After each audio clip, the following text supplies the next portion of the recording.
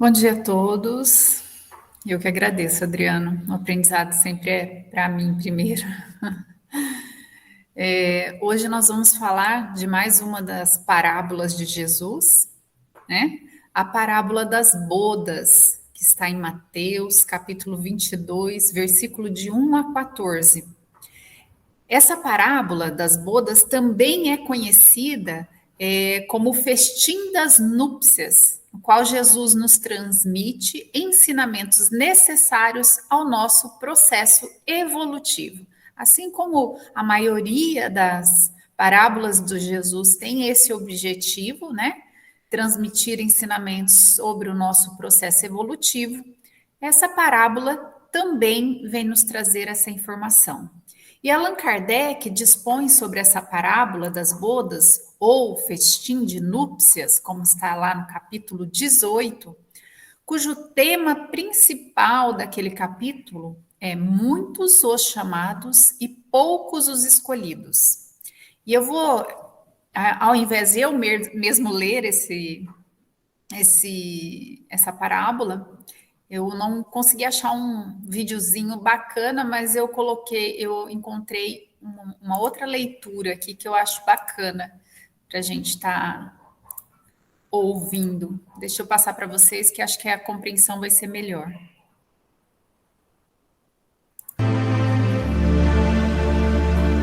Capítulo 22.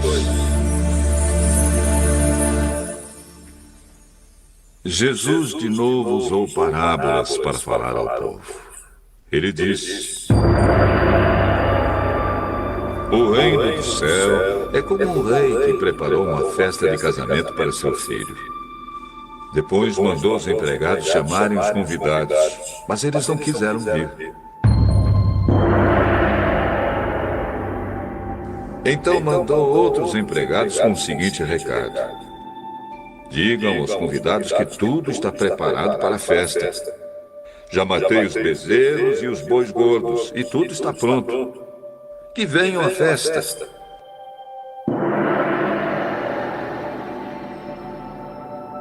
Mas os convidados não se importaram com o convite e foram tratar dos seus negócios. Um foi para sua fazenda e outro para o seu armazém. Outros agarraram os empregados, bateram neles e os mataram. O rei ficou com tanta raiva que mandou matar aqueles assassinos e queimar a cidade deles. Depois chamou seus empregados e disse: A minha festa de casamento está pronta, mas os convidados não a mereciam. Agora vão pelas ruas e convidem todas as pessoas que vocês encontrarem.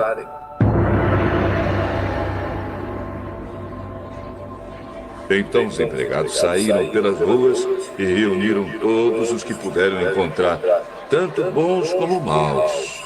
E o salão de festas ficou cheio de gente. Quando o rei entrou para ver os convidados, notou um homem que não estava usando roupas de festa. E perguntou: Amigo, como é que você entrou aqui sem roupas de festa? Mas o homem não respondeu nada. Então o rei disse aos empregados: Amarrem os pés e as mãos deste homem e o joguem fora na escuridão. Ali ele vai chorar e ranger os dentes de desespero. E Jesus terminou dizendo: Pois muitos são convidados, mas poucos são escolhidos.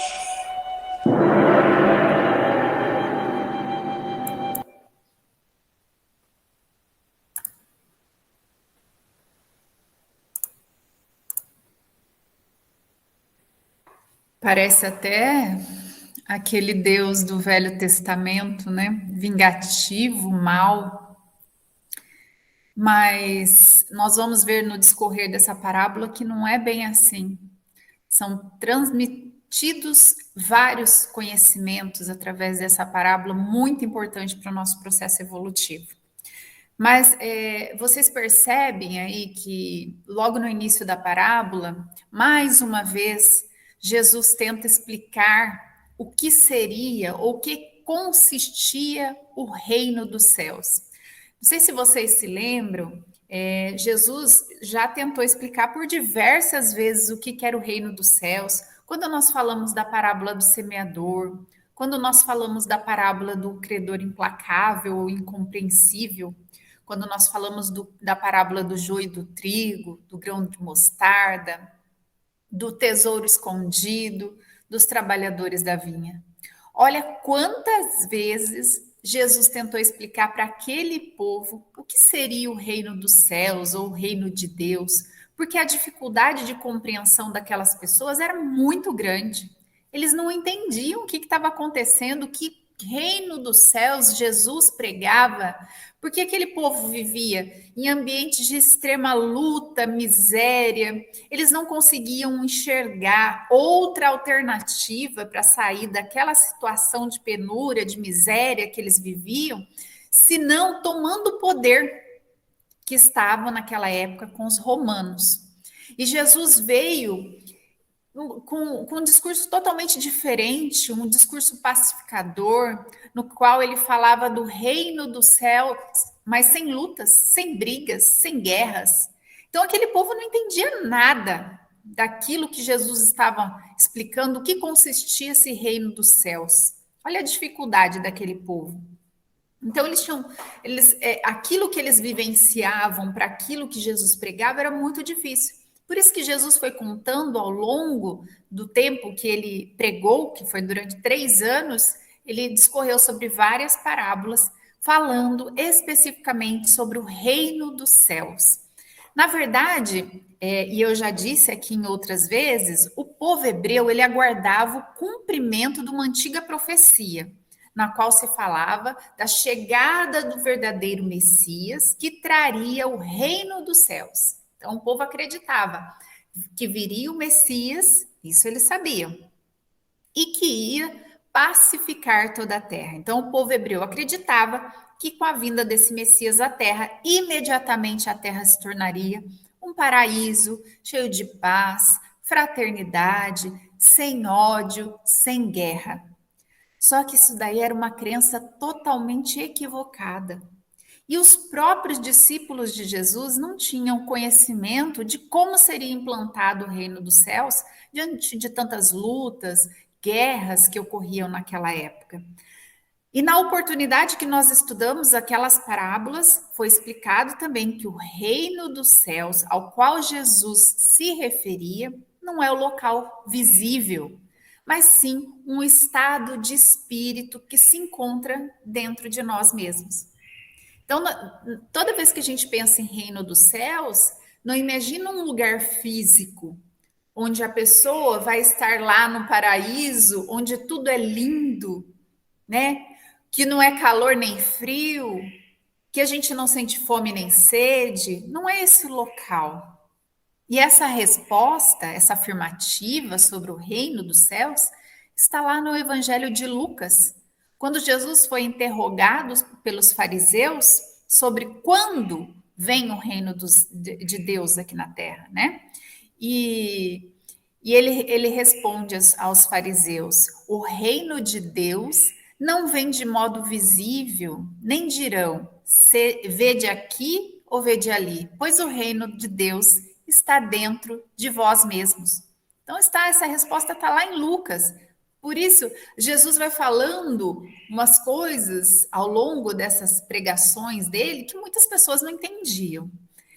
E por essa passagem, nós podemos perceber que o reino de Deus, então, não é um local físico, visível, mas sim um estado de espírito representado por nossa caminhada evolutiva em direção à perfeição. E acho que a gente já está craque nesse assunto sobre o reino dos céus, se alguém perguntar para a gente, porque a gente já comentou sobre várias parábolas aqui. Por isso que Cristo foi claro quando ensinou que ninguém poderia vê-lo aqui ou ali, uma vez que o reino dos céus não se encontra no exterior, mas ele reside dentro de nós mesmos. A gente pode estar num campo de batalha, numa guerra, mas desde que a gente tenha uma paz interior, né? Que nada te aflige, nada te incomoda, nada te perturba. Isso é o reino dos céus. É dentro, começa aqui dentro de nós mesmos. E tal ensinamento era de tão grande complexibilidade para aquele povo daquela época, que Cristo fez essa série de parábolas. E por isso que ele compara o reino de Deus até um grão de mostarda que é pequenininho, né? Mas que tem um potencial, essa semente, de um dia desabrochar e virar uma grande árvore, né? Assim como nós. Então a gente tem um potencial pequenininho, como um grão de mostarda, aliás, é até menor que Jesus fala, né?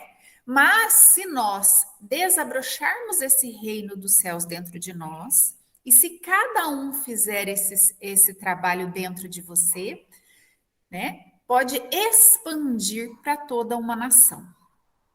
Então, é esse reino dos céus, se todo mundo trabalhar um pouquinho, cada um individualmente, a gente pode atender a toda a humanidade.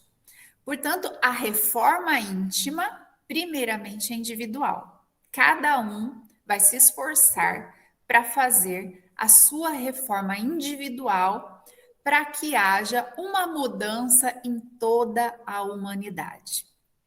E para melhor compreensão dessa parábola, é importante nós lembrarmos que época que Jesus conta essa parábola, né? E que Jesus, para quem Jesus estava contando? Porque vocês verificam que Jesus diz que o rei, pai do noivo, faz o convite para as núpcias do seu filho. Então, veja bem, o rei, pai do noivo, ele faz o convite para as núpcias de seus filhos. Vamos lembrar, né? A tradição da época era muito diferente da nossa, né? Lembrando que naquela época era regido por um sistema patriarcal, em que o homem era o chefe de família e ele era quem tomava as decisões. Veja bem. Então, não era a noiva. Hoje a noiva decide que dia que ela vai casar, que horário que ela vai casar, o que ela vai vestir, quais são os seus convidados, né?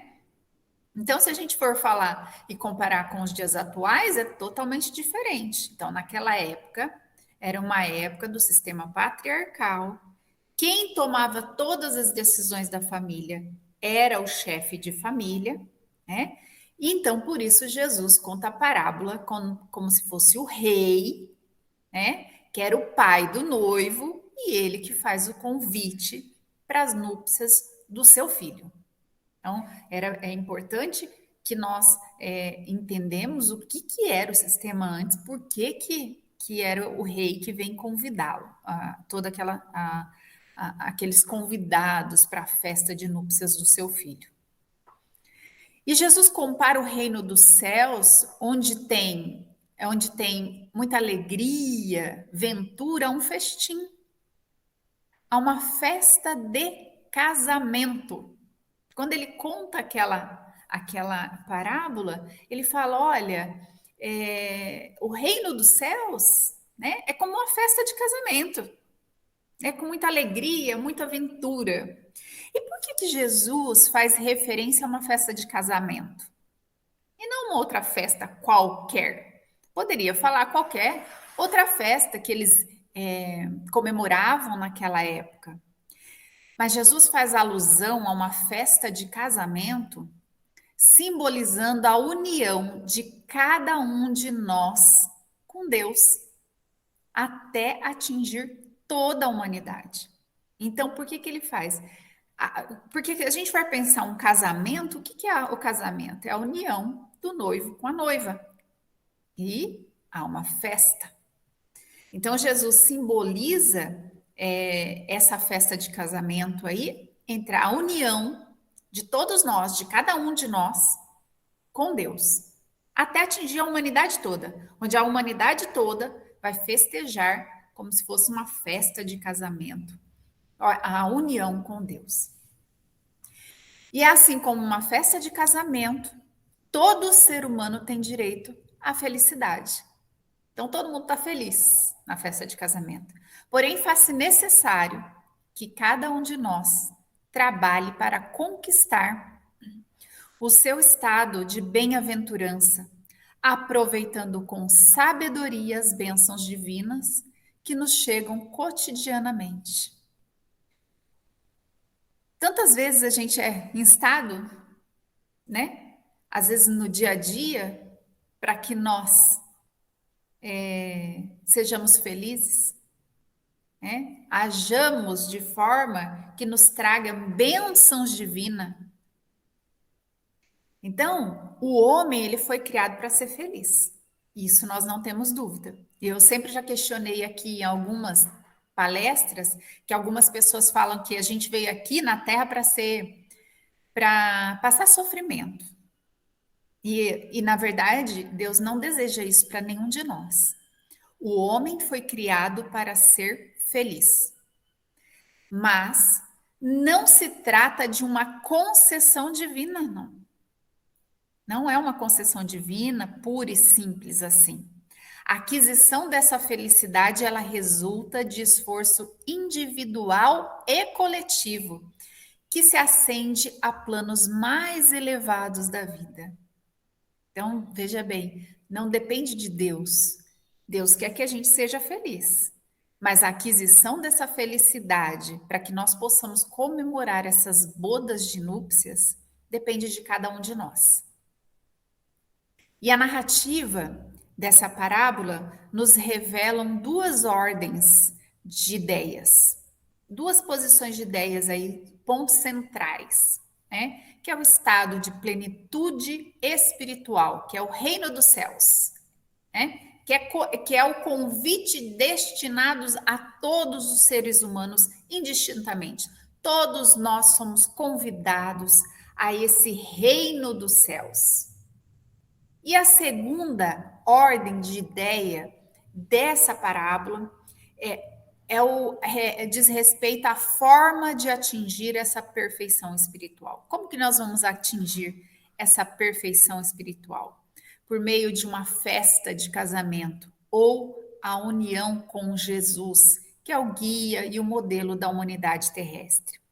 Nesta festa, os discípulos do Mestre encontrarão uma farta provisão de bens para suprir todas as suas necessidades de fome e sede espirituais.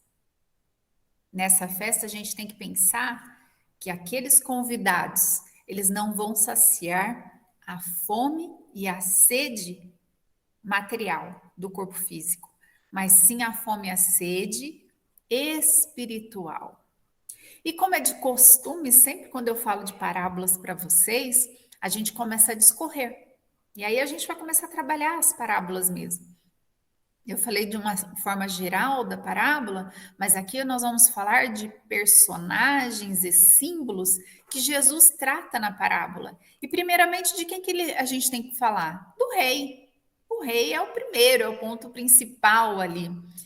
E que assim, em todas as outras parábolas que a gente já comentou, é Deus.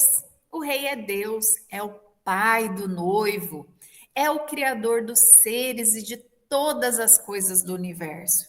Ele é o principal ali. E o filho? O que é o filho nessa bodas que vai casar? É? Essas bodas foram preparadas para Jesus. Ele é o noivo. Ele é o noivo pelo qual o Pai preparou a festa. Portanto, Jesus veio até nós para nos ensinarmos a forma de adquirir a comunhão com o Pai, cujo atributo ele já possui, porque a ponto de muitas vezes ele dizer que ele e o Pai eram um só. Então, Jesus veio até nós, o noivo, dizendo: olha, como você vai comungar do mesmo pensamento, das mesmas atitudes do Pai. Ele veio nos trazer. E na parábola conta-se dos convidados do casamento. E os primeiros convidados, quem são? Os primeiros convidados lá que Jesus fala que foi mandado servos para convidá-los, porque eles eram os convidados, vamos dizer, já que estavam na lista do casamento. Era aqueles lá que deveriam estar mesmo no casamento, né? Jesus faz referência a esses primeiros convidados, que faz a alusão aos hebreus na época, que foram os primeiros chamados por Deus ao conhecimento da sua lei. Então, esse grupo de convidados que já demonstravam possuir condições intelectuais e morais para alcançar o outro patamar evolutivo, preparando-se de um acordo pré-estabelecido para participar da união com Cristo, que ora é representado pela festa de bodas. Né? A gente lembra que quando fala desse acordo pré-concebido, por quê? Lá no livro A Caminho da Luz, quando Jesus faz a reunião com os exilados de Capela, né? Ele se compromete a reencarnar para transmitir os conhecimentos que eles já tinham sobre o Deus único. E por outro lado, Jesus se compromete ele mesmo a vir um dia para viver entre nós, como de fato ele mesmo veio. Contudo, quando Jesus já estava entre nós, eles não o reconheceram e ficaram desatentos quanto à importância daquele convite e se mostraram presos a interesses imediatistas, uns preocupados com o trabalho, com os negócios, com os bens, como o campo, e se recusaram a participar daquele banquete pelo qual eles foram convidados. Alguns desses primeiros convidados agiram até com violência, porque eles pegam o servo do rei e matam ele. Então, eles agem com violência, ferindo, matando os emissários de Deus. A história nos mostra as atrocidades realizadas por aqueles que seguiram Jesus, inclusive por aqueles que deveriam vivenciar a lei do amor que é ensinada no Evangelho. Portanto, são criaturas tão absorvidas pelo dia a dia que não sentem necessidade do Evangelho, indicada lá por Mateus como sendo o campo, os negócios que eles não querem abandonar para ir para bodas, né? Sem darem conta de que o mal ia afligi-los a eles mesmos. E o tesouro que trazem esses primeiros convidados e o tesouro que eles trazem no coração deles é apenas o amor pelo dinheiro, a aquisição por bens, pelas realizações de negócios lucrativos, pela vivência de prazeres. Muitas vezes a gente dá tanta desculpa, né? Para não vir ao centro, para não seguir alguma coisa. A negligência e a indiferença pelas coisas espirituais simboliza aí o ultraje, a morte que eles fizeram aos servos. Quantas vezes nós somos negligentes, indiferentes às leis de Deus? E lá no versículo 7, diz o seguinte, Jesus diz, e o rei, tendo notícias disso, encolerizou-se e enviou seus exércitos, destruindo aqueles homicidas, e incendiou a sua cidade. Até parece que aí a gente está falando de um Deus punitivo, do Antigo Testamento, onde que todo mundo tem medo. Mas, na verdade, não é nada disso. Quando ele diz que o rei se encolerizou, né, ficou muito bravo, né, enviou seus exércitos, ele nada mais fez do que referência à lei de causa e efeito. No caso dos judeus, que foram os primeiros chamados, foram os primeiros convidados a essa festa de núpcias, a história relata o sofrimento que eles passaram ao longo dos tempos, a começar com o ocorrido no ano 70 depois de Cristo, em que eles foram trucidados pelos romanos e a capital de Jerusalém foi quase totalmente destruída, como conta o historiador Flávio Joséfo no livro História dos Hebreus. E aí, como não tinha aqueles que estavam na lista de casamento, que eram os primeiros convidados, eles se recusaram a ir para o casamento. Aí o rei pede que os servos vão até a rua, saem à procura de outros convidados. Então, são os segundos convidados, né? E busquem pessoas boas, mas e tragam para núpcias, porque está tudo preparado. Está tudo preparado, só falta vir os convidados. E esses segundo convidados não possuíam, possivelmente, a experiência do grupo anterior. Mas eles revelavam uma propensão para o bem. Com educação, observação, capacidade de exercitar os bons exemplos.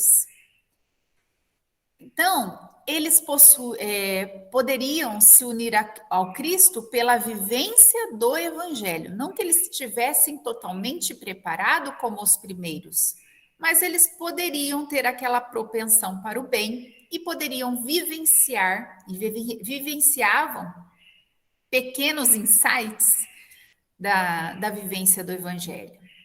Os emissários desse grupo sabiam quais pessoas deveriam convidar, quais espíritos possuíam traços morais suficientes para trabalhar junto com Cristo e por Cristo. As condições para alcançar o reino dos céus não se restringiam, portanto, ao convite. Nós sabemos disso. O convite é apenas uma oportunidade que surge, aparentemente, como se fosse uma obra do acaso, muitas vezes no dia a dia. Quantas vezes nós nos deparamos com atitudes diárias que nos convidam a praticar o bem, a paciência, a humildade, o respeito? Então, nós somos convidados diariamente a vivenciar o Evangelho de Cristo. E quantas vezes nós aceitamos esse convite? Então, o convite, o convidado desse grupo, apesar de não estar tão preparado como os primeiros, ele deveria mostrar que possuía algo mais que uma simples boa vontade. Mas eles deveriam demonstrar a firmeza e retidão de caráter, de humildade, espírito de sacrifício, de bondade, de amor ao próximo e tantas outras virtudes que nós vamos adquirindo conforme o nosso progresso espiritual. É de plano? É de um dia para a noite? Não. Tais aspectos simbolizam, então, esses aspectos, essas virtudes que a gente vai adquirindo, elas simbolizam o traje nupcial que é exigido pelo rei para sentar-se à mesa e desfrutar daquele banquete nupcial. Portanto, esse segundo grupo de convidados seria aquele que aprendeu de alguma forma a distinguir o que é bom ou o que é bem e o que é mal, independentemente do seu nível social ou intelectual. Seus pensamentos, palavras e ações já se revestem de utilidade e de harmonia. São os espíritos que aprendem com o esforço, a perseverança, a humildade, a pôr em prática a lei do amor, da justiça e da caridade.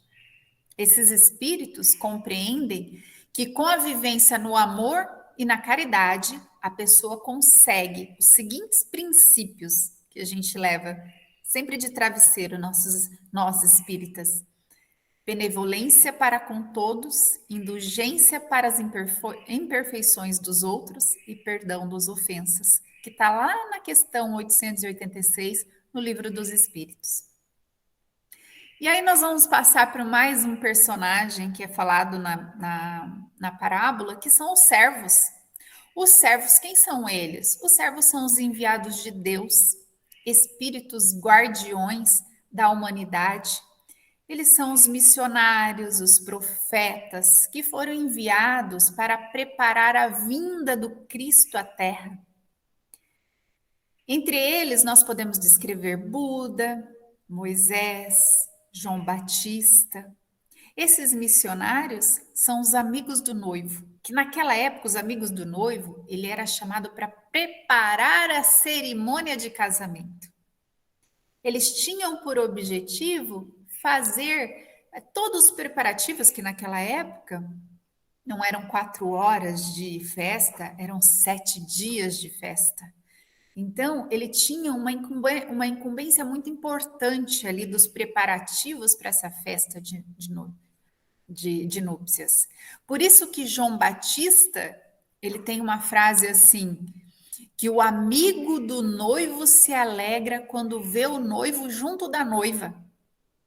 O amigo do noivo, que é ele, João Batista, se alegra quando vê o noivo junto da noiva. E eu não sei se vocês perceberam, mas a parábola não fala nada da noiva, né? Parece que a noiva ali não existe. Hoje a noiva é vamos dizer que é a pessoa mais importante da festa, né? Mas aqui Jesus não fala nada da noiva. Mas a noiva, aí, somos nós individualmente, como toda a humanidade. Pois o casamento, não há casamento sem noiva, né? Então, quem é a noiva? A noiva somos nós. Nós que vamos unirmos a Cristo, né? Em comunhão com o Rei, que é Deus. Esses missionários que são servos, né?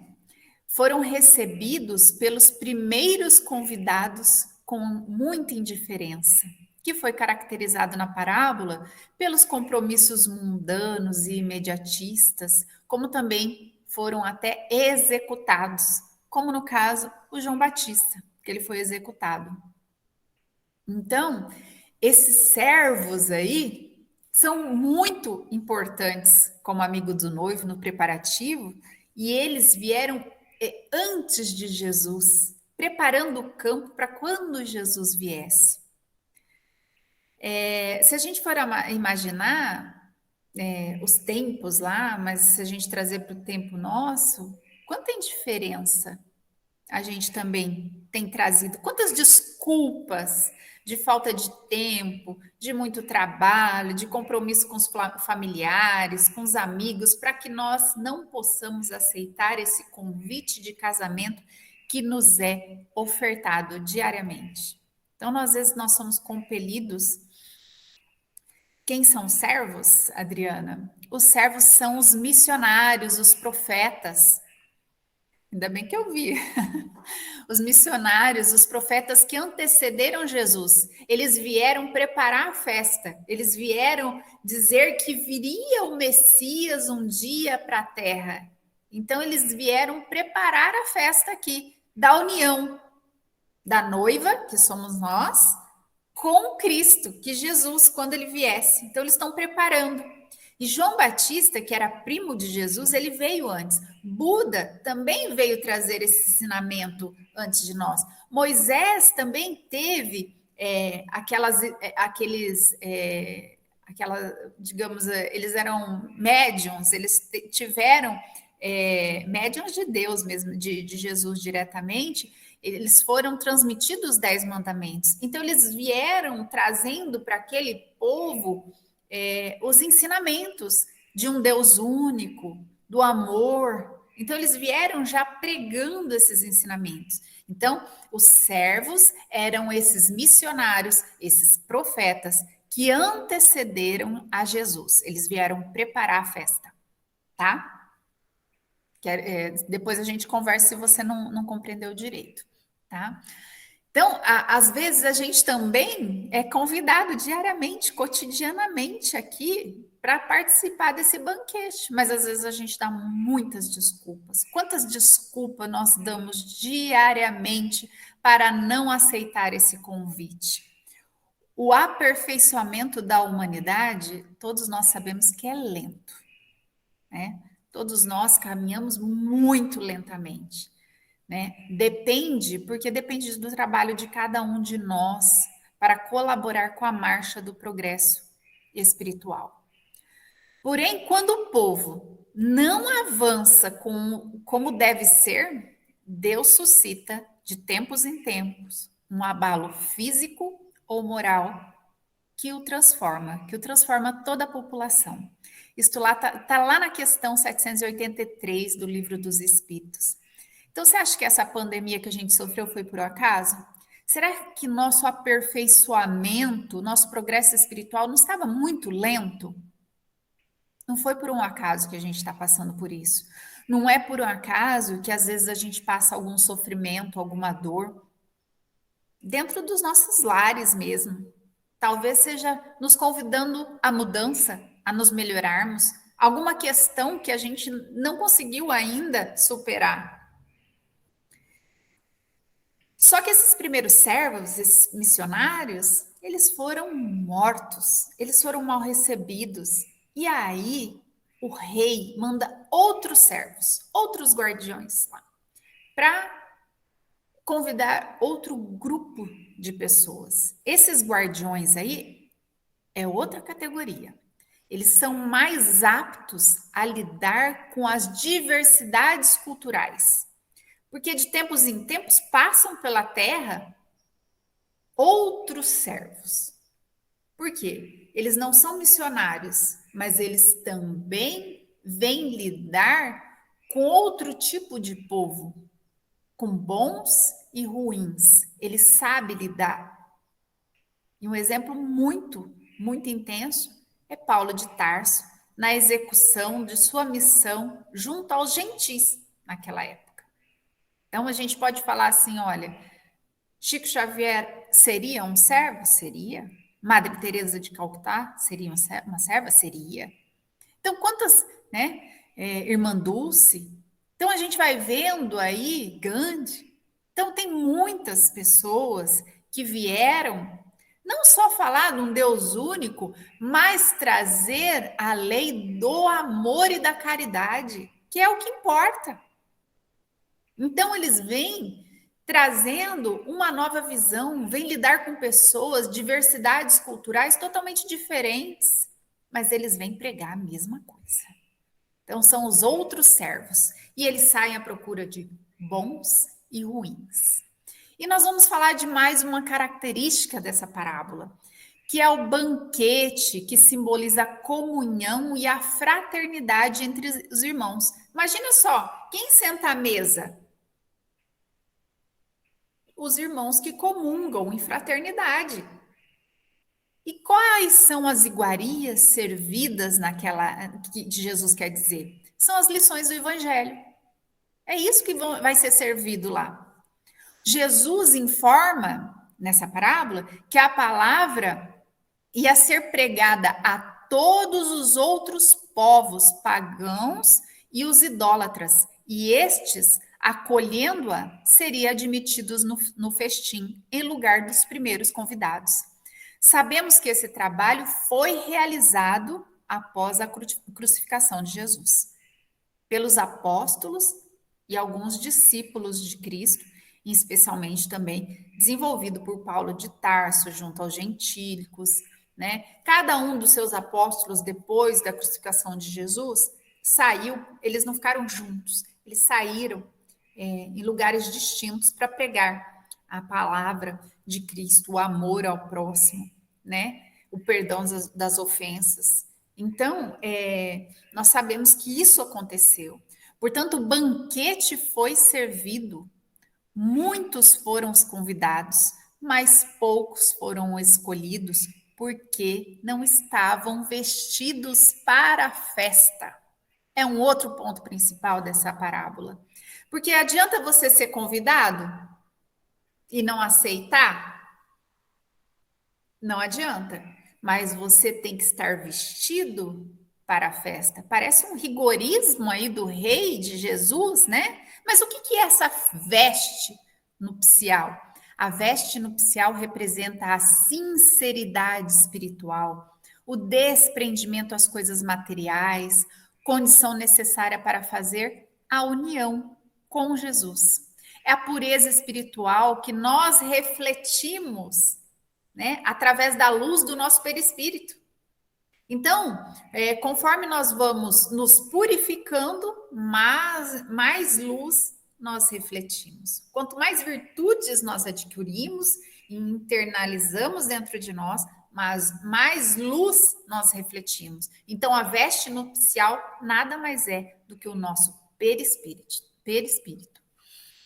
E quando o rei percebe aquele homem que não tem pureza no seu coração, ou seja, ele não tinha brilho, ele determina que esse homem seja retirado da mesa, porque ele não estava preparado para comungar com o Pai. Seu coração ainda estava muito endurecido. Porém, isso não significa que esse homem esteja excluído eternamente do banquete, porque não apenas eternas, e nenhum filho de Deus está eternamente em sofrimento. O sofrimento nada mais é do que um recurso pedagógico para nos alertarmos de que nós estamos nos afastando da lei de Deus, da lei do amor e da caridade. Ele serve como um alerta para que nós possamos voltar a trilhar o caminho das leis divinas. E o sofrimento deixa de atuar sobre nós assim que voltarmos a caminharmos na lei de amor e caridade, na lei de Deus. É lógico que nós estamos aqui num planeta de provas e expiações. Então, nós vamos passar momentos felizes e tristes. Mas, lógico que é muito mais fácil para nós, na caminhada, sofrermos menos se nós estivermos no caminho da lei de Deus. Portanto, quando Jesus fala que é para levar aquele homem, lançar as trevas exteriores, e lá ele fala o seguinte: haverá prantos e ranger de dentes, isto apenas significa que é uma rebeldia daquele homem perante a lei divina.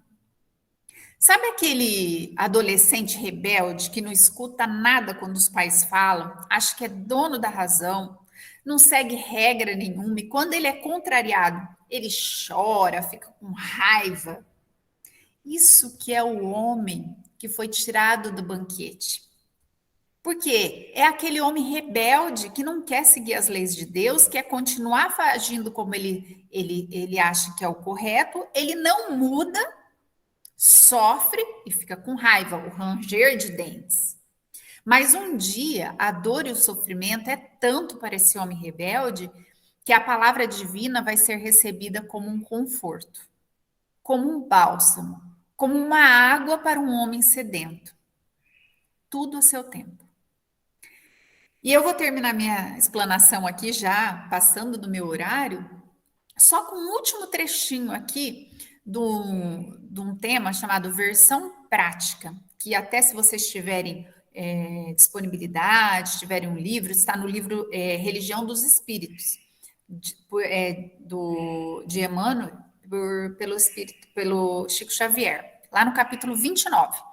Trata da parábola dos festins das bodas nos tempos atuais.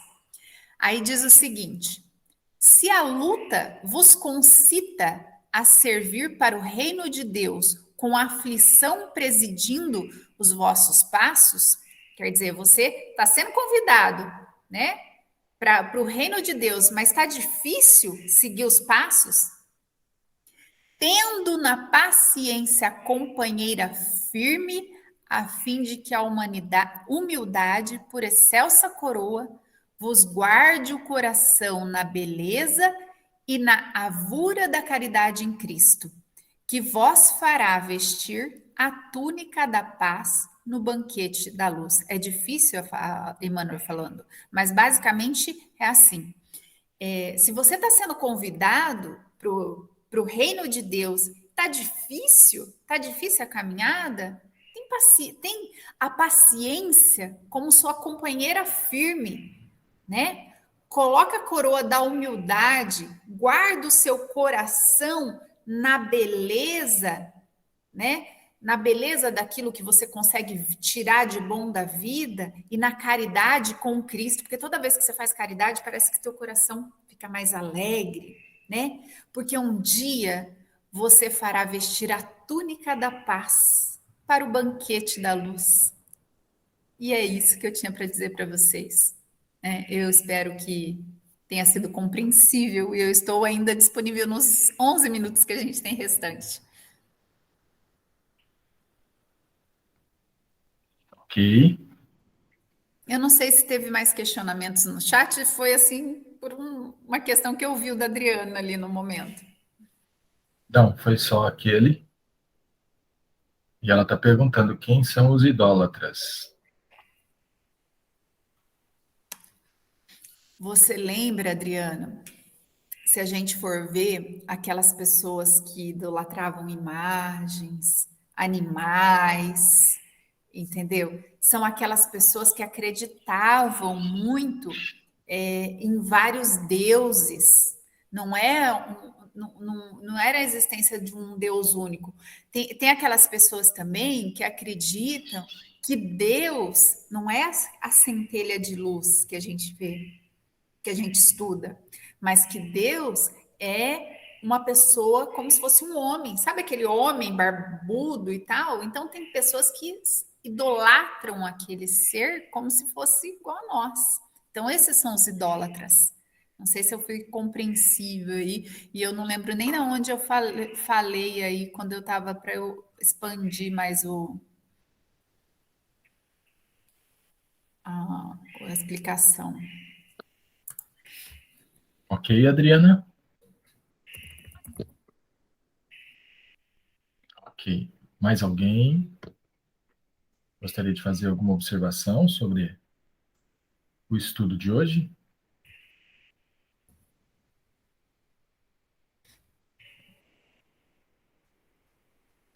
Ela está dizendo aqui que você disse em pagãos e idólatras. Isso, eu já achei aqui, quando estava falando do banquete, né? Quando fala lá que o banquete, Jesus, eu quis dar ênfase aí na palavra, né? Que a palavra é passada para todos, né? Para todos os povos, os pagãos, que é aqueles que não acreditam em Deus, são aqueles que, né, que não tem, é o ateu. E os idólatras, aquelas pessoas que realmente acreditam em muitas outras coisas que não num Deus único. Né? Então, a palavra vai para todos, né? Mas quem é convidado para o banquete mesmo é só quem está preparado.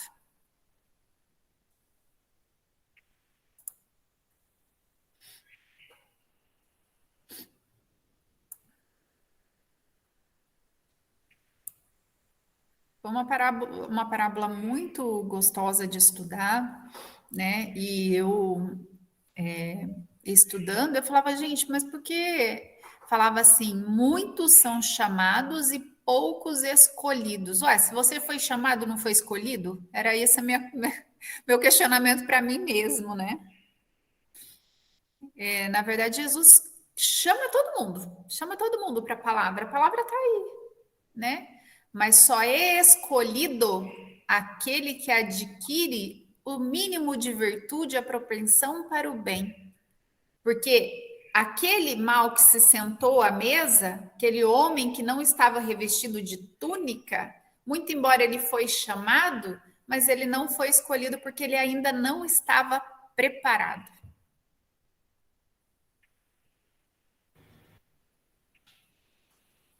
Dúvida que eu tinha antes, é que eu estou compartilhando com vocês antes do estudo. E como todos somos filhos de Deus, né, todos estamos submetidos à lei, aquele determinismo de que vamos chegar à perfeição, né, ao estado de pureza, a esse estado íntimo, né, de paz e de felicidade.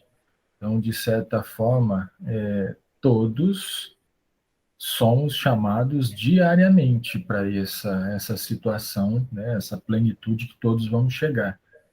Mas aí, como a Cleomara nos colocou, né, no estudo, muitos de nós vamos lentamente ouvindo o chamado e fazendo o que está na lei.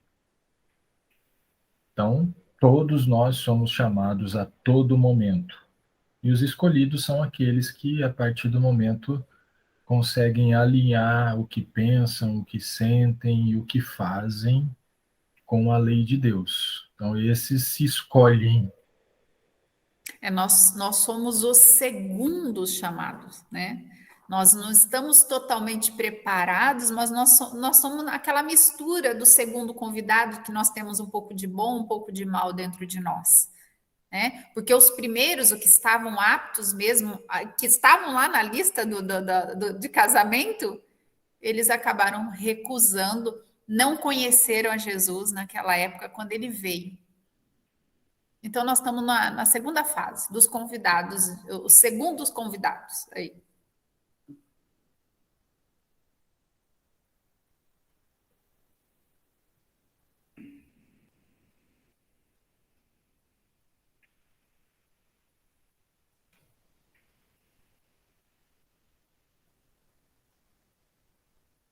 Adriano, sem som. De vez em quando eu Bate ali. desligo o som e a gente acaba esquecendo de voltar. Mas temos 5 minutos. Alguém mais gostaria de participar?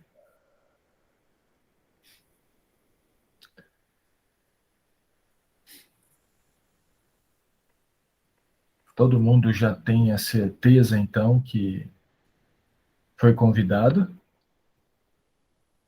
Alguém tem dúvidas sobre o reino dos céus? Porque a gente já falou tanto aqui. Eu acho que esse ano, se alguém da turma de domingo ficar com dúvida, porque a gente já falou várias vezes aqui o que é reino dos céus. A reforma íntima, o autoconhecimento indispensável, né? O Haroldo Dutra tem um curso pela internet que fala sobre o autoconhecimento, que é realmente para você se conhecer e transformar-se para essa mudança,